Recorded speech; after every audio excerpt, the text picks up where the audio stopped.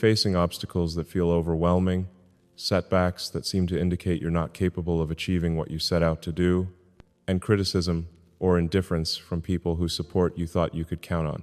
You've started to question whether your goals were realistic, whether you have what it takes to succeed, whether the effort you've been putting in is worth the cost in time, energy, and emotional stress. Most dangerously, you've begun to rationalize giving up by telling yourself that your original aspirations were naive or grandiose, that adapting to more modest expectations is actually maturity rather than defeat. But you're wrong about all of this, and I need you to understand why before you make a decision that you'll regret for the rest of your life. The thing you're thinking about giving up on is not just a goal or a project or a dream. It's the part of you that believes you can create something meaningful, that refuses to accept limitations that other people take for granted, that sees possibilities where others see only obstacles. If you abandon this now, you won't just be changing your plans or adjusting your timeline.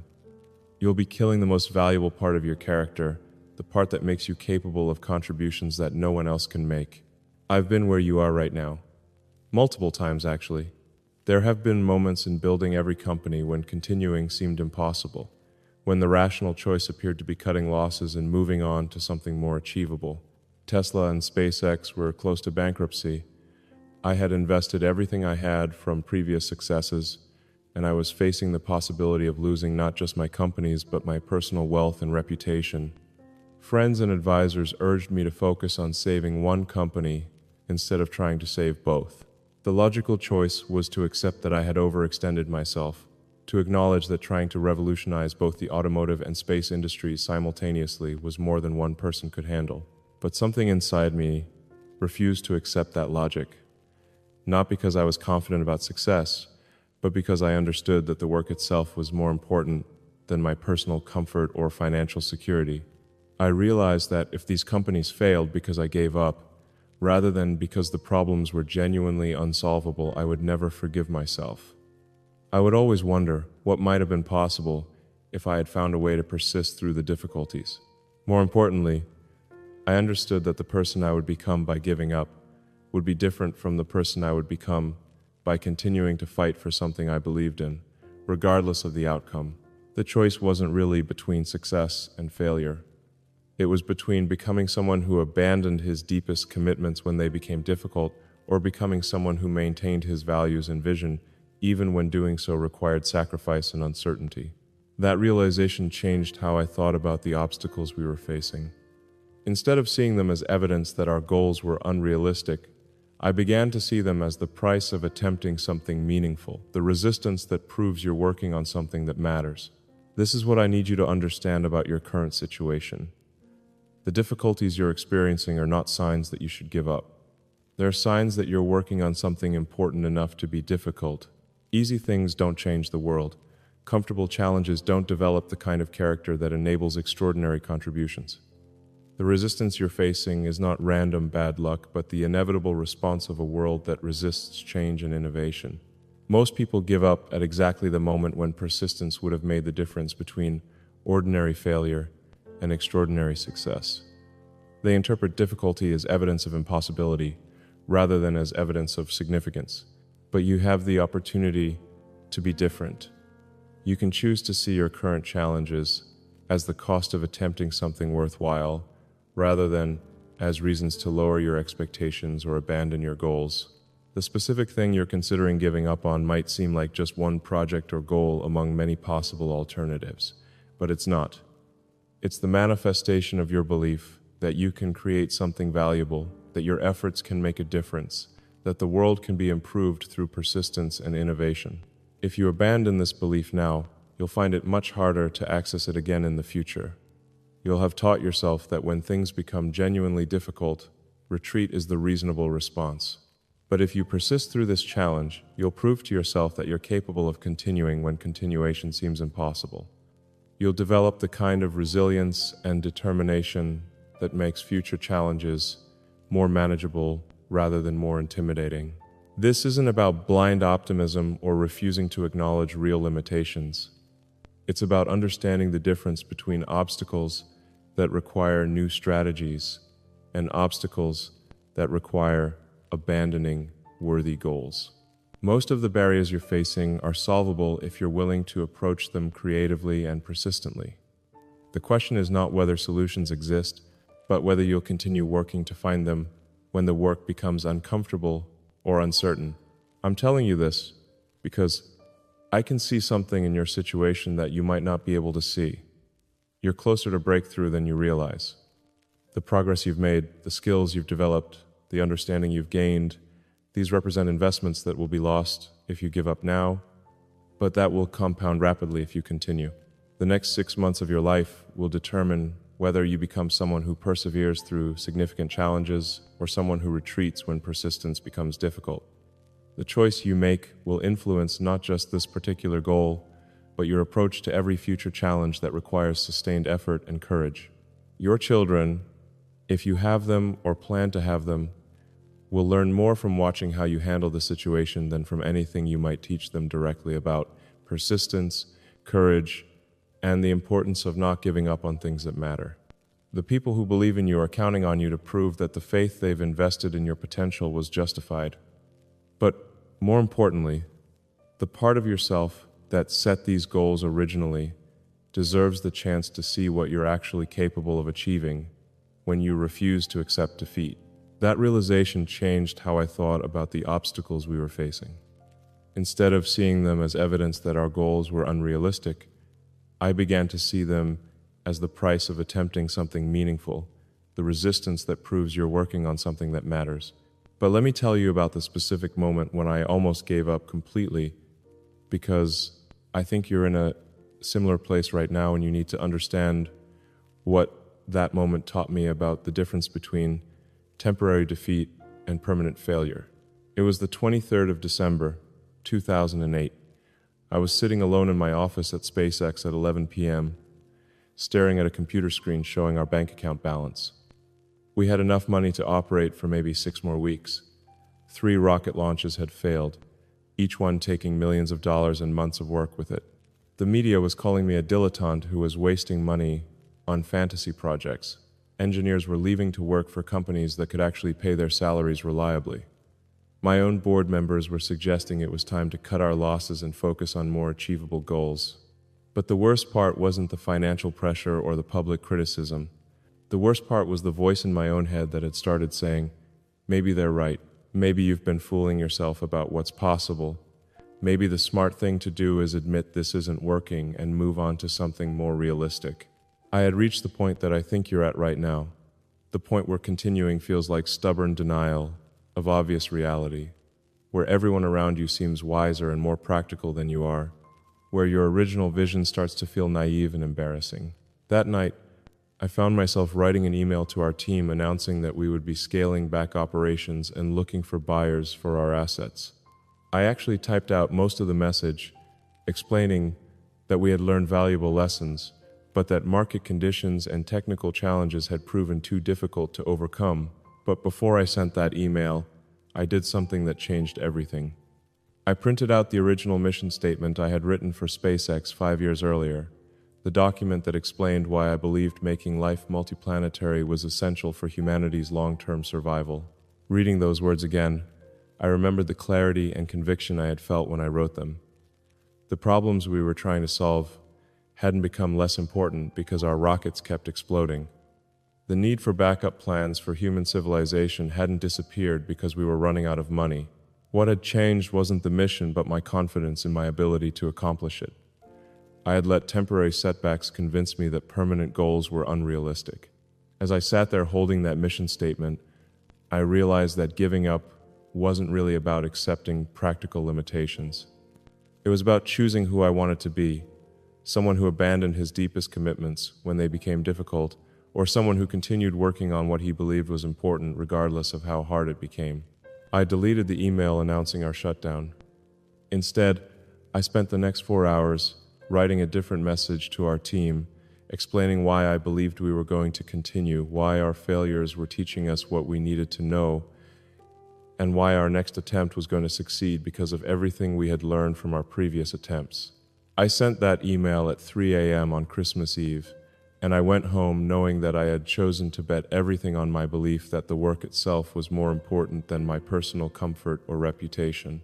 3 months later, our fourth rocket launch succeeded. Within 2 years, we had secured NASA contracts that not only saved the company, but validated everything we had been working toward. But the real victory wasn't the money or the recognition. It was the knowledge that I had learned to persist through the kind of doubt and difficulty that stops most people from achieving anything extraordinary. This is what I need you to understand about your current situation. You are in the 23rd of December moment right now. You are facing the choice between the person you become by giving up and the person you become by continuing, regardless of how impossible continuation seems. The voice telling you to be realistic and practical isn't wisdom. It's fear disguised as rationality.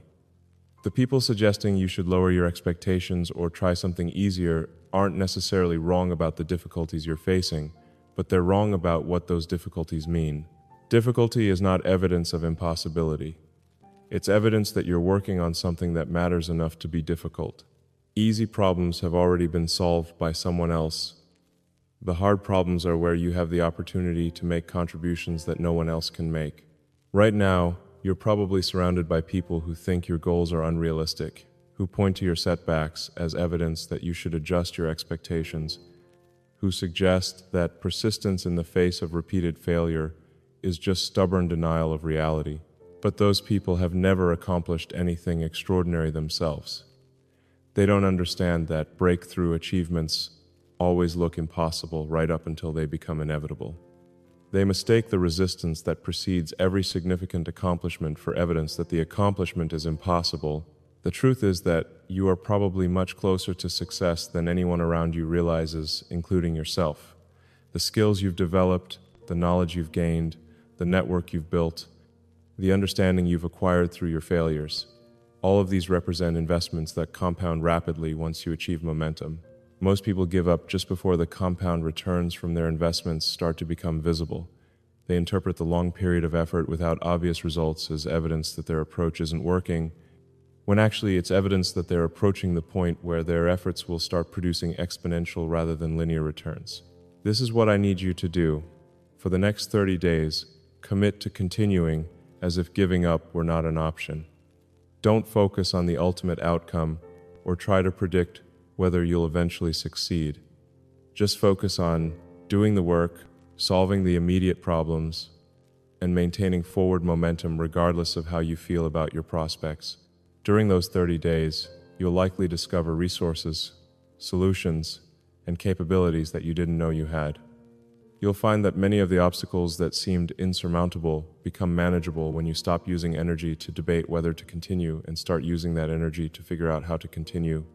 Most importantly, you'll remember why you started this work in the first place, and you'll reconnect with the vision that motivated you before setbacks and criticism made you question your judgment and abilities.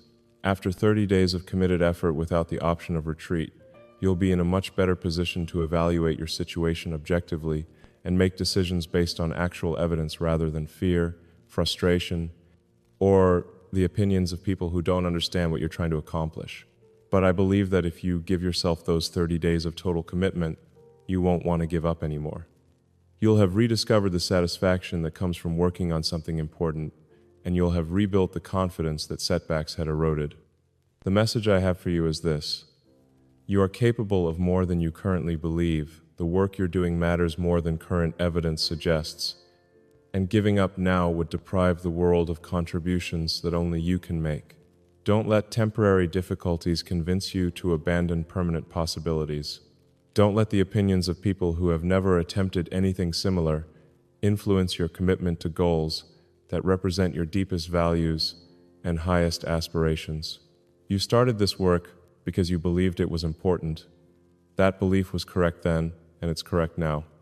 The only thing that has changed is that you've encountered the resistance that always accompanies meaningful work. Push through the resistance. Trust your original vision.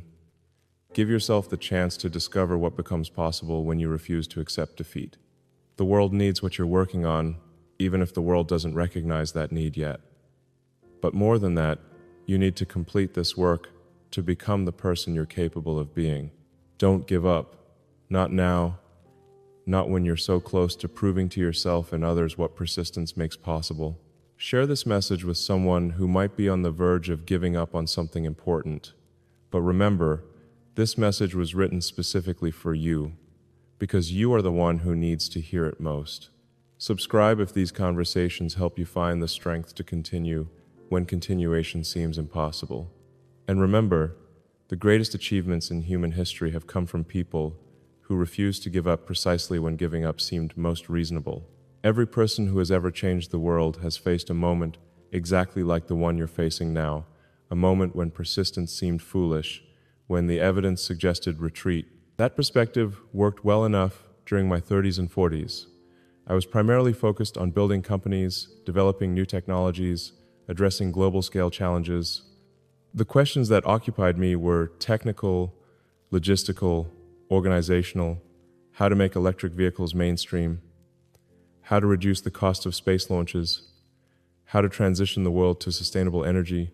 But as I entered my 50s, different questions began to surface, not replacing the earlier ones, but complementing them. Questions about meaning beyond achievement, about connection beyond professional networks, about what sustains communities through difficult transitions, about what we pass from one generation to the next beyond just technology and wealth. These questions weren't prompted by any crisis or failure. If anything, they emerged during a period of significant success.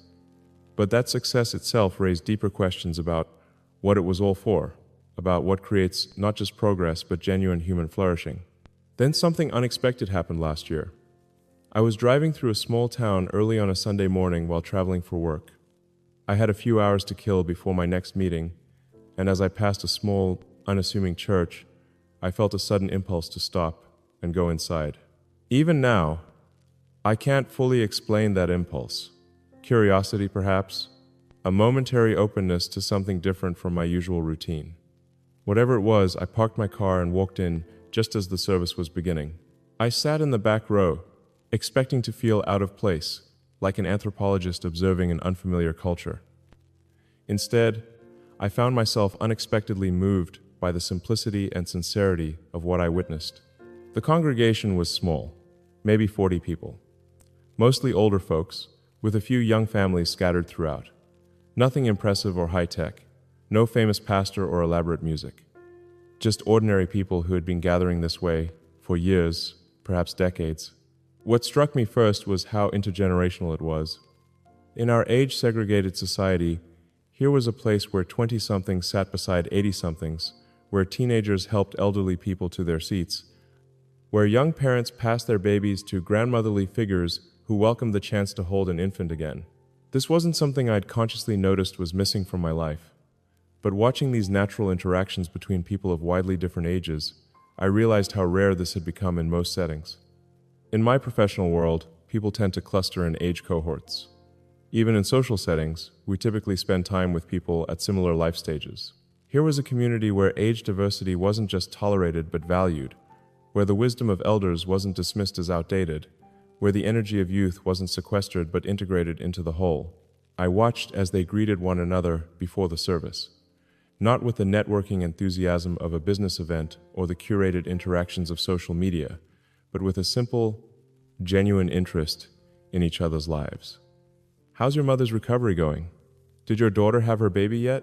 I heard your son got that job he was hoping for. These weren't superficial exchanges. These people knew each other's stories. They had shared history, shared concerns, shared joys. What struck me was the depth of knowledge they had about each other's lives. They didn't need to catch up on major life events because they were already woven into the fabric of each other's ongoing stories. They remembered what mattered to each other from week to week, month to month, year to year. As I observed, I realized how rare this kind of continuous community has become. In our mobile digital society, we often have to reintroduce ourselves and our concerns each time we connect, even with people we consider friends. Our social circles shift as we move for jobs, as our interests change, as online platforms rise and fall in popularity. The continuity I was witnessing, people who had been showing up for each other consistently over years and even decades, has become increasingly exceptional in contemporary life. As the service progressed, they sang together, not with particular skill, but with an unself-conscious sincerity that's become rare in our performance-oriented culture. The pastor spoke simply about finding strength during difficult times, acknowledging the struggles many were facing without offering simplistic solutions. I was struck by the lack of polish, the absence of production value. This wasn't religion as entertainment or performance. It wasn't optimized for audience engagement or social media sharing. It was something more basic, more human, people creating shared meaning through familiar practices, acknowledging life's difficulties together, drawing strength from collective hope. Then something happened that really caught my attention. They began to share concerns and needs. An elderly man had surgery scheduled. A young couple was struggling financially after job loss. A middle-aged woman's mother had recently moved to a care facility. A teenager was waiting for college acceptance letters. After each concern was shared, the community responded not just with sympathy, but with specific offers of help. Meals were arranged for the man recovering from surgery. Job leads were mentioned for the young couple. People offered to visit the woman in the care facility to provide companionship. Words of encouragement were directed to the anxious teenager. I sat there watching practical care being organized without spreadsheets, without apps, without organizational hierarchies. Just people who showed up consistently for each other, week after week, year after year. What struck me was how different this was from how we typically approach community problems in the technology sector. We tend to build platforms, create organizations, develop systems and algorithms. We scale solutions through technology rather than through consistent human presence. Both approaches have their place. But sitting in that small church, I witnessed something technology alone cannot replicate: the power of showing up in person consistently over time, of knowing others and being known, of carrying each other's burdens not through efficient systems but through sustained relationship. It was beautiful in its simplicity and effectiveness. This wasn't sophisticated or cutting edge, it was ancient. Humans supporting each other through the challenges of life, offering not just emotional encouragement, but practical help. As I drove away after the service, I felt something I hadn't expected, a sense of longing. Not for religious doctrine or supernatural explanations, but for this kind of consistent intergenerational community. For relationships that weren't transactional or limited to people at exactly my stage of life or in my professional field. I found myself thinking about how segmented my own life had become. I spent time primarily with other entrepreneurs, engineers, investors, people in my professional sphere. My social interactions were largely with peers in similar life circumstances. Even my philanthropic work, while addressing important needs, rarely involved the kind of direct, personal engagement I had just witnessed. I found myself thinking about the many brilliant, successful people I know who have no place where they're simply known and supported as human beings, rather than for their accomplishments or usefulness. About the hypermobility of modern society that leaves many of us without the lasting bonds these churchgoers clearly shared. I thought about research showing the epidemic of loneliness in our society, affecting people across age groups, but particularly the elderly. About studies demonstrating that meaningful social connection is as important to physical health as exercise or nutrition. About how our digital connections, while valuable, don't fully satisfy our need for in-person community. The following Sunday, I visited another church closer to where I live. It was a different denomination, a different style, but I observed a similar pattern: people who showed up regularly for each other across age differences, across political differences, across socioeconomic differences, united by something they valued above those distinctions. This second visit confirmed that what I'd observed wasn't unique to that particular congregation. It was something inherent to religious communities that had maintained these practices of gathering weekly, of knowing each other's stories, of providing practical care. Over the next few months, I continued this exploration, not driven by theological questions, but by my observation of something profoundly human happening in these communities that has become increasingly rare in our fragmented, individualistic society. What I began to understand was that religious communities serve functions that extend far beyond theological belief. They create containers for enduring relationships across differences. They normalize regular gathering and mutual support. They connect generations through shared practices and stories. They provide continuity in an era of constant change.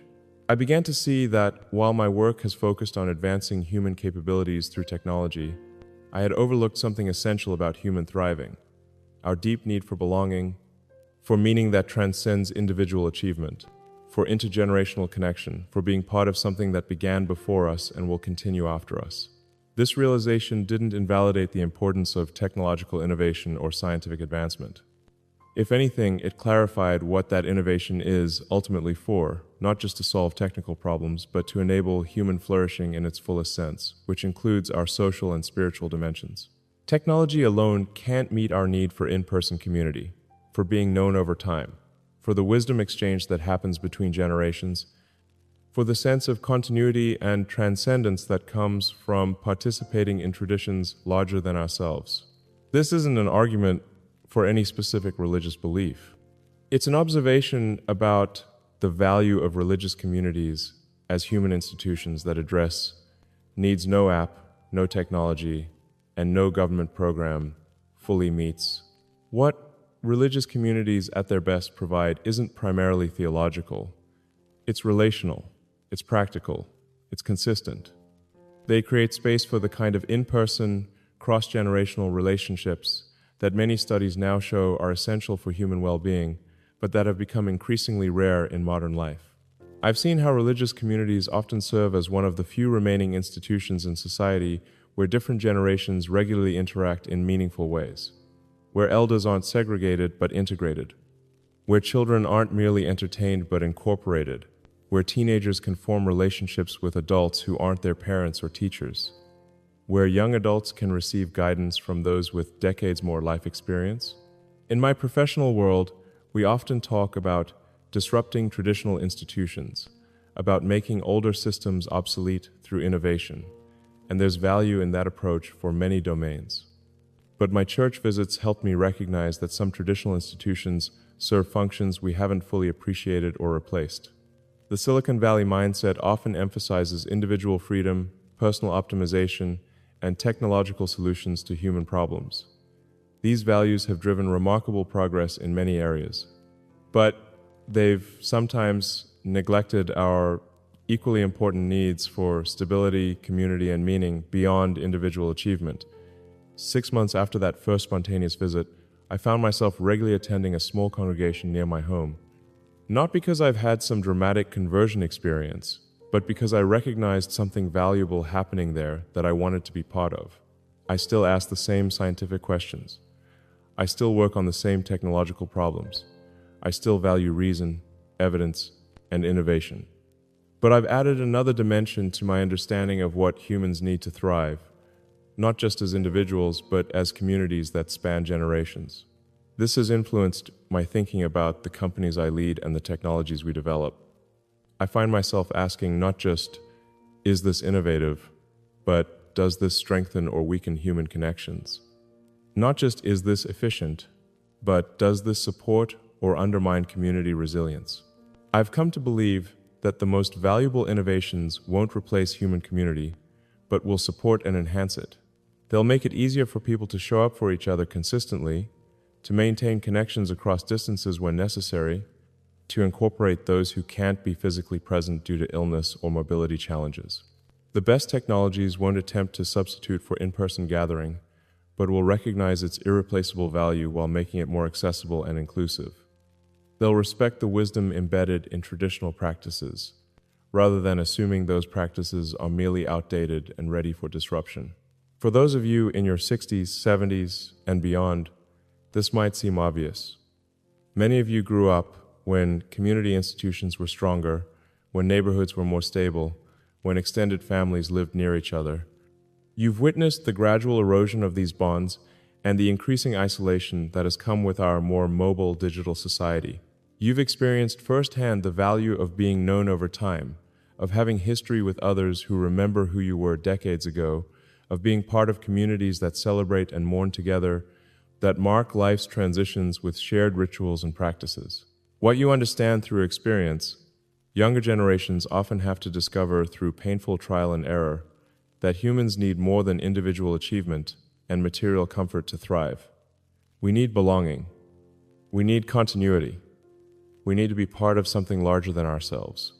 Many of you have maintained connections to religious communities throughout your lives, not necessarily because you agree with every theological position, but because you recognize intuitively what I've come to understand intellectually, that these communities provide something essential that isn't easily replicated elsewhere. Religious communities, at their best, provide these things not as abstract concepts, but as lived realities. They create spaces where the elderly are valued for their wisdom rather than marginalized for their reduced productivity, where children are welcomed as full participants rather than segregated into kid-friendly spaces, where showing up for one another through life's challenges is not an exceptional act, but an expected practice. In a society increasingly organized around market value, where worth is often measured by economic productivity, religious communities at their best insist that human value is inherent rather than earned, that the elderly, the ill, the disabled, the very young, all have worth that transcends their economic contribution, that showing up for each other is a fundamental human obligation, not just a nice add-on when convenient. My return to church wasn't about finding supernatural answers. It was about recognizing the profound human wisdom embedded in these ancient practices of gathering, of marking life's transitions together, of showing up consistently for one another across differences and across generations. In our rush to innovate, to disrupt, to optimize, we've sometimes discarded practices whose value wasn't immediately obvious from a utilitarian perspective. We've designed for efficiency rather than relationship, for flexibility rather than commitment, for individual choice rather than collective continuity. There's value in innovation and individual freedom, but there's also wisdom in institutions that have sustained human communities through countless social changes, technological revolutions, and historical upheavals. They've maintained the practice of showing up in person regularly, over time, of knowing others and being known across years and decades, of supporting each other through life's transitions, not just emotionally but practically, of connecting generations through shared stories, rituals, and values. That's why, after 30 years away, I returned to church. Not with all the theological certainty I once had as a child, but with a deeper appreciation for the human needs these communities address and the social wisdom they embody. My return wasn't about rejecting science or reason. It wasn't about embracing every aspect of religious tradition uncritically. It was about recognizing that human flourishing includes dimensions beyond the technical and material, dimensions of meaning, belonging, continuity, and transcendence that religious communities at their best help to address. I share this not to prescribe this path for everyone, but to suggest that some of our oldest institutions might contain wisdom we still need, even as we build new technologies and create new possibilities for the future of humanity. Ancient practices of community don't oppose innovation. They provide the stable human connections that make positive innovation possible and meaningful.